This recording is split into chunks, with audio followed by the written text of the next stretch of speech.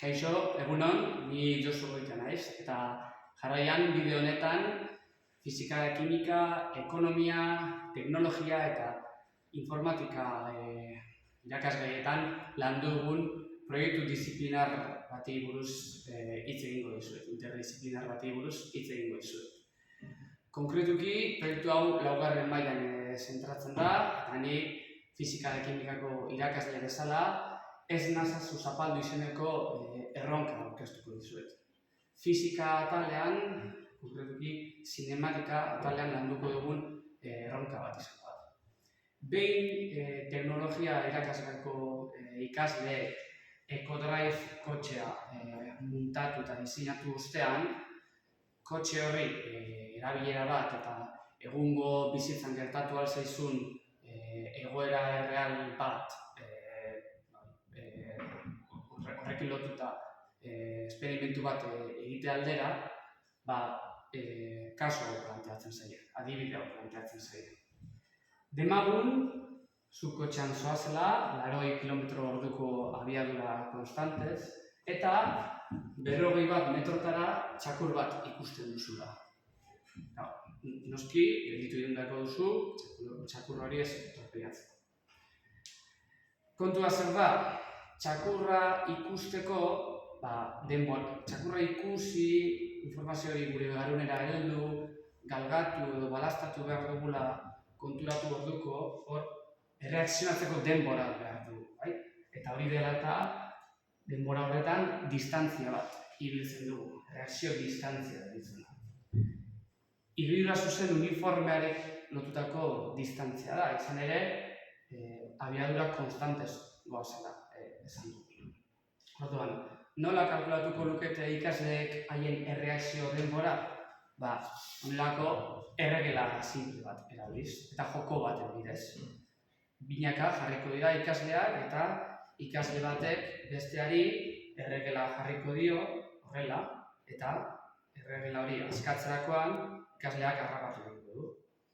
Harrapatzen duen altueraren arabera eta altuerari lotutako uniformekin azeleratuko ekuazio erabiliz, haien erreakzio denbora kalkulatuko lukete.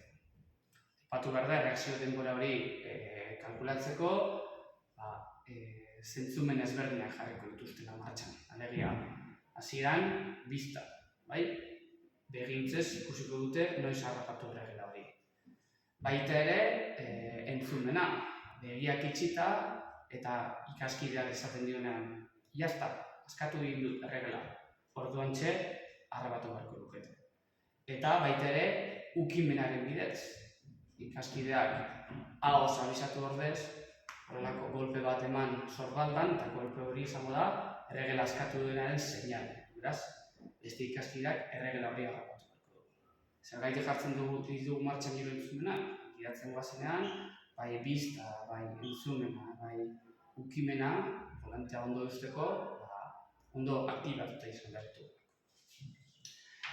Orduan, behin erreakzio distantzia kalkulatuta gero, ikasleek balastatze distantzia edo galgatze distantzia, frenatzeko behar duten distantzia kalkulatu beharko lukete. Hori nola egiten da? Kasu honetan, balastatu, frenatuz nahi du, azelerazioa jaisten ari garela. Azelerazioa negatiboa dela. Kasu honetan, ikur hau negatiboa izan behar. Honen balia negatiboa delako. Eta bi ekuazio hauekin, jakinik 40 metrotara dagoela kotxea eta jakinik kotxearen azelerazioa aurreko saio batean patioan esaterako kalkulatuko dugula abiadura ezberdinak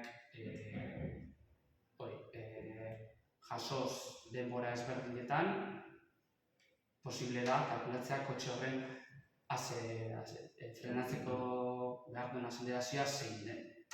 Gero baita badaude JS Tracker izeneko simuladoreak ere, eta horretan egin aldena moiarekin, mugikorrekin kotxe hori gidatzea eta grabatu, eta bideoak, frame ezberdinak, aldin ezberdinak hartuz, kotxe horrek dauzkan grafikoak eskatzen dizkizu, eta baita ere grafiko horren ekuazioak. Orduan, bai patioan, kronometro simple batekin, eta bai simuladore bidez, azelerazio kalkulatuko nuke. Orduan, zein izango zen bukaerako emaitza? Haien